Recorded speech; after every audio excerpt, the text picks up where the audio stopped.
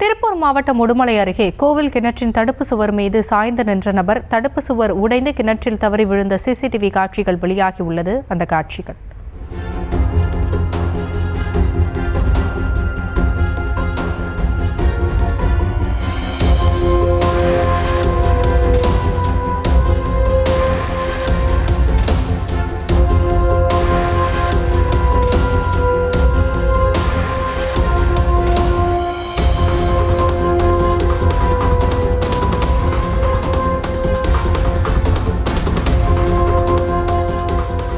கிணற்றில் பாதியளவு நீர் நிறைந்துள்ளதால் உடலை மீட்கும் முயற்சியில் தீயணைப்புத் துறையினர் தொடர்ந்து ஈடுபட்டு வருகின்றனர். இது குறித்த விவரங்களோடு இணைகிறார் நம்முடைய செய்தியாளர் செல்வராஜ். விவரங்களை வழங்கலாம்.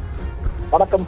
திருப்பூர் மாவட்டம் உடுமலை மத்திய பேருந்து நிலையம் பகுதியில் அரசு மதுபான கடை அருகில் விநாயகர் கோவிலுக்கு சொந்தமான கிணறு ஒன்று உள்ளது. இங்கு உடுமலை நகராட்சிக்குட்பட்ட ஈஸ்ட் காலனி பகுதியைச் சேர்ந்த மணிகண்டன் என்பவர் கிணற்றின் பாதுகாப்பிற்காக அமைக்கப்பட்ட தடுப்பு வேலையில் சாய்ந்து நின்று கொண்டிருந்த போது கடந்த 16ஆம் தேதி தவறி உள்ளே விழுந்து விட்டார். அவர் என்ன ஆனார் என்று தற்போது வரை தெரியவில்லை. இதற்கிடையில் உடுமலை தீயணைப்பு துறையினர் மின் மோட்டார் உதவியுடன் கிணற்றிலிருந்து தண்ணீரை வெளியேற்றி 3வது நாளாக தேடுதல் பணியில் ஈடுபட்டு வருகின்றனர்.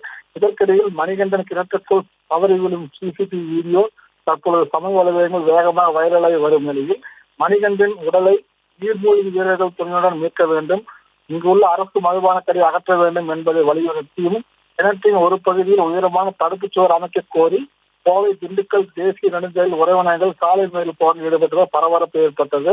உடுமலை மத்திய பஸ் நிலையம் அருகில் கோவை திண்டுக்கல் தேசிய நெடுஞ்சாலையில் நடைபெற்ற சாலை மறியல் போராட்டத்தால் இந்த பகுதியில் அரை மணி நேரத்துக்கு மேலாக போக்குவரத்து பாதிக்கப்பட்டது. இதற்கிடையில் சம்பவ இடத்துக்கு வந்த உடுமலை காவல்துறையினர் மணிகண்டன் உடலை விரைவாக எடுக்க நடவடிக்கை மேற்கொள்ளப்படும் என காவல்துறை தரப்பில் உறுதி அளிக்கப்பட்ட நிலையில் போராட்டம் தற்பொழுது விலக்கிக் கொள்ளப்பட்டுள்ளது. ஹாசினி,